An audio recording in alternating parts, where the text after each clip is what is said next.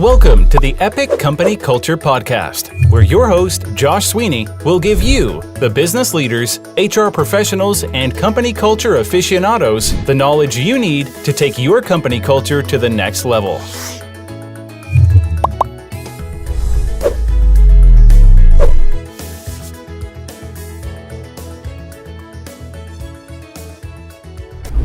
Hello, my name is Josh Sweeney, and welcome to the Epic Company Culture Podcast. Before I get started, I would like to thank Prototype Prime, a technology co-working space in Peachtree Corners, for this amazing podcast booth. If you haven't checked out Prototype Prime, go take a look and give them a visit. Today's podcast is all about retention strategies based on personality types. So for those of you who don't know, we specialize not only in culture, but we do a lot of our culture work and our research using behavior analytics and personality assessments.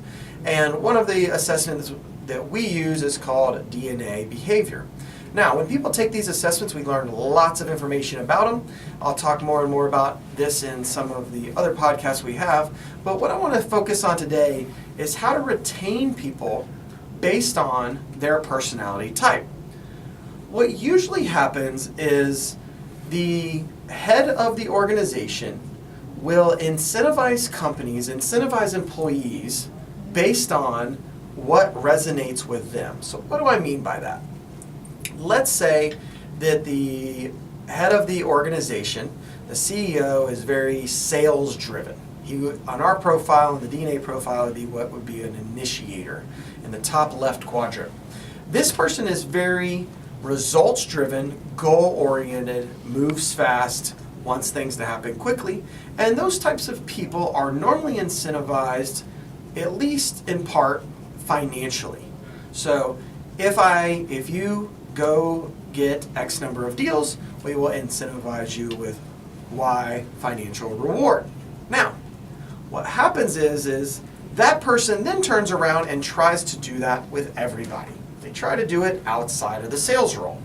They say, here's the bonus, here's the gift card, here's whatever it might be, and they try to reward the rest of the team financially. The challenge with that is not everybody else speaks that language. Not everybody else wants a financial reward. Not everybody likes a little extra money, but it's not actually a motivator for every different personality type. Now that's inverse to, let's say, what on our test would be the top left or top right quadrant. Let's say you have somebody that's called an engager. And we'll give you more material on this on the website. So an engager is rewarded much more by planned time off.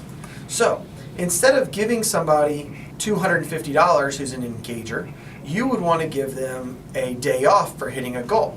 And I've even tried this multiple times, because at first, when I used this personality assessment, when I used all this technology in my last company and became very proficient at it before starting this one, we tried to incentivize people in different ways that were incongruent just to see what the outcome would be. So I would walk up to somebody who's an engager and I'd say, look, when you meet these 5 goals, you're going to get this $250 Amex gift card. And what I got in return most of the time for that personality profile was a blank stare. You could tell that it just wasn't motivating for them. Their life didn't orient around a financial bonus. Now, wait a month, I went up to that same person and I said, here's a gift card for a massage, and if you meet this goal, you get this gift card for a massage and you get the day off on Friday to go get the massage. And this person lit up like a Christmas tree, right? She was extremely happy about the offer. Now, that was because I aligned the incentive with the personality type. One thing to keep in mind, and I saw this in one of my favorite episodes the other day of Billions, what they talk about in Billions is they talk about the fact that money is like a fallback plan. When people can't articulate what really motivates them, they just throw in money. But eventually what you find is no matter how much money you throw out at certain people, they're just not going to stay. They're not happy. So what's the best way to figure out a way to incentivize somebody with a certain profile, a certain personality profile, when they have trouble articulating that? Well, we go into the personality assessments.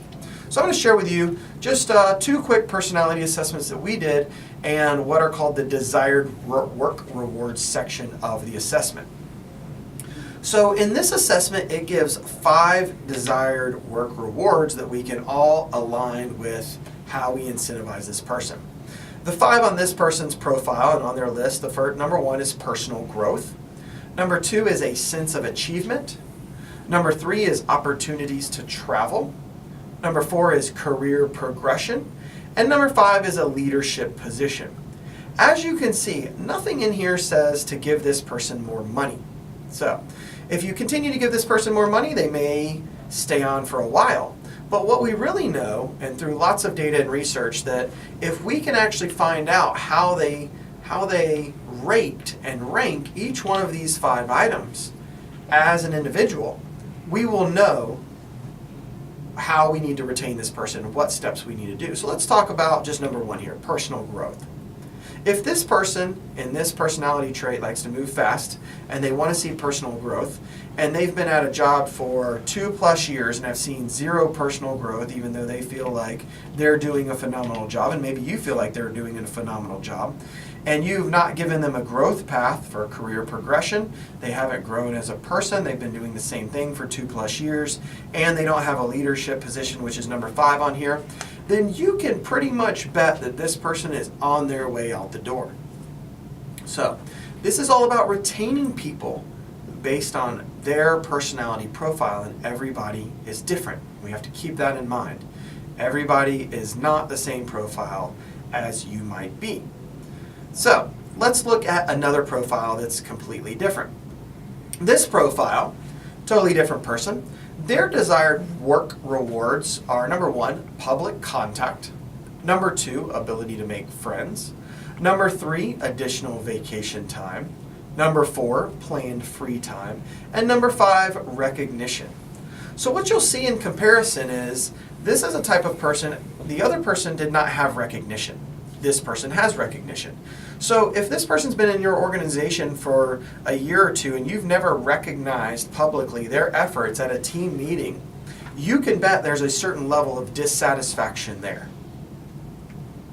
If this person, you see that number 1 and 2, public contact and ability to make friends, they like to interact with people. If this is a remote employee that you have that is at a desk all day working alone and isn't going to any kind of events or going meeting people or anything else like that, you can bet that their job satisfaction is fairly low on these 2 points, right? So the job at that point is totally incongruent with their personality, and there's lots of reasons that happens, but you want to be aware of it. And then number 3 and 4 around the vacation time and planned free time. This was that engager profile that I mentioned earlier, where if I walk up to this person and say, hey, here's your planned free time and the massage gift card, and you're off on Friday, and by the way, I'm giving you this in front of everybody in recognition, number 5, in recognition for what you've done this week or what you've contributed or hitting the goal, then that is going to significantly raise the bar on their desired work rewards. So, in closing, a couple things to keep in mind. 1, there is technology out there that demystifies human behavior and tells you exactly how people would like to be rewarded that you need to be aware of.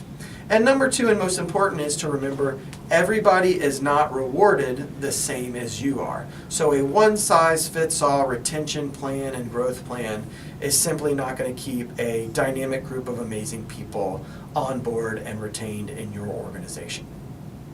So, in closing, think about how you can change up your hiring or your retention plan, your reward system, in order to keep the best people on your team.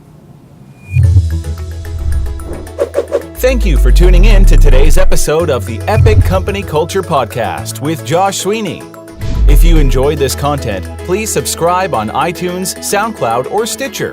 For additional content and transcripts, visit epicculture.co. If you have questions or topics you would like us to address or expand on, tweet us at epicculture1 or email at podcast@epicculture.co.